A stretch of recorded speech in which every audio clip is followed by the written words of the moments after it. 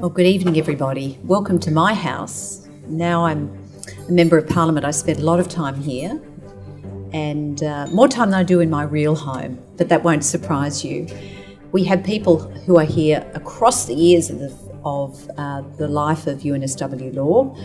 Early as 1971, I'm not going to name that person. They can name themselves, through, of course, to Ben and Marie, who are our current presidents. And it sounds like being a president of the Law Society is a lot of hard work now. So I see the germs or the genesis of my journey through to this house here as being very firmly rooted in my experience at UNSW Law.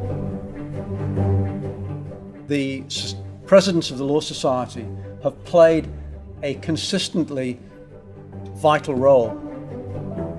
But if I were to look back at my university days and say, well, if I achieved something even more important to me than achieving my law degree, it's a bit of a miracle by the way, was that I actually helped a lot of people come out and be who and what they are. And that to me was a great internal social achievement. And that's why I hung in there for 3 years, because it was a hard battle. I guess our period was the period of the little mini capitalists, the com law grads, we had Kingsford Legal Centre set up at that time. We had our Law, Lawyers and Society course, but ultimately we were breeding little Macquarie bankers back then.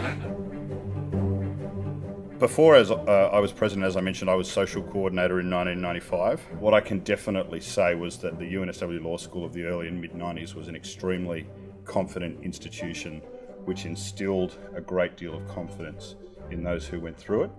And I think that's really important.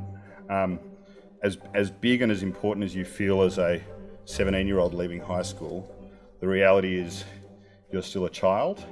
And I think back to first year law camp up on the Hawkesbury, sort of 2 weeks into first semester, which is kind of like an overgrown high school frat party. And then I think about myself and the others who I left uni with 5 years, 6 years, 7 years later.